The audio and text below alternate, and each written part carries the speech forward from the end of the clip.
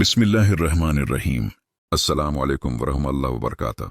नाज़रीन इकराम, आज हम बात करेंगे एक ऐसी मिसाली रियासत की जिसने न सिर्फ अपने दौर में इंसानियत को अदल, मुसावात और अमन का आमली नमूना दिया, बल्कि आज भी दुनिया के लिए एक मुकम्मल दाबित हयात की हैसियत रखती है। ये है रियासत मदीना, जो रसूलुल्लाह की क़ियादत में कायम हुई और तारीख़ इंसानी में एक इनकलाबी मोड़ साबित हुई। रियासत मदीना का क़याम हिजरत मदीना के बाद 622 में अमल में आया। मक्का मकरमा में मुसलसल ज़ल्म व सितम के बाद नबी करीम ने मदीना मनूरा हिजरत फरमाई, जहां औस व खजरज के कबाइल पहले ही इस्लाम कबूल कर चुके थे। मदीना पहुंचकर सबसे पहला काम मस्जिद नबवी की तामीर था, जो सिर्फ इबादतगाह ही नहीं बल्कि रियासत का मरकज, अदालत, दरसगाह और मुशावरती अदारा भी थी। रियासत मदीना की बुनियाद मिसाक मदीना पर रखी गई, जो दुनिया का पहला तहरीरी आइन समझा जाता है।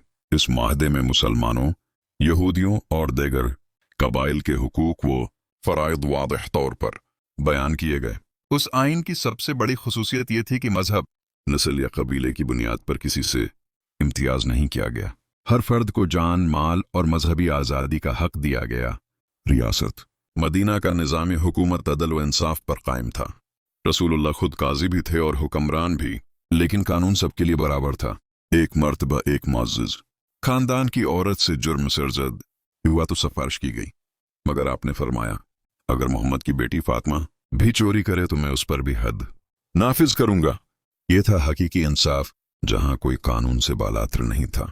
माशी निज़ाम में ज़कात और सदक़ात को बुनियादी हैसियत हासिल थी। दौलत चंद हाथों में जमा होने के बजाय पूरे माशरे में गर्दिश करती थी। बैतुल माल कायम किया गया, जिससे गरीबों, यतीमों, विधवाओं और मुस्किनों की कफालत की जाती थी। नतीजा ये निकला कि कुछ ही अरसे में मदीना में ग़रबत तकरीबन ख़त्म हो गई।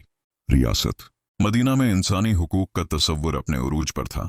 गुलामों के साथ हुस्न सलूक की तलकीन की गई, औरतों को विरासत और इज्जत का हक दिया गया, बच्चों के हुकूक महफूज किए गए और बूढ़ों का खास ख्याल रखा गया। नबी करीम ने फरमाया, तुम में से बेहतरीन वो है जो अपने अहली खाना के लिए बेहतरीन हो। तालीमी और इखलाकी तरबियत रियासत मदीना का अहम स्तून थी। सहाबा कराम को इल्म हासिल करने की तरगीब दी गई। मस्जिद नबवी में बाकायदा दर्स व तदरीस होती थी। अखलाक, सच्चाई, अमानतदारी और भाईचारे को माशरे की बुनियाद बनाया गया। महाजरीन और अंसार के दरमियान भाईचारा कायम करके अमली मुसावात की मिसाल कायम की गई। रियासत मदीना का खारजा पॉलिसी का निज़ाम भी मिसाली था। जंग सिर्फ दिफा के लिए लड़ी जाती थी और इसमें भी अखलाकी उसूलों की पाबंदी की जाती थी।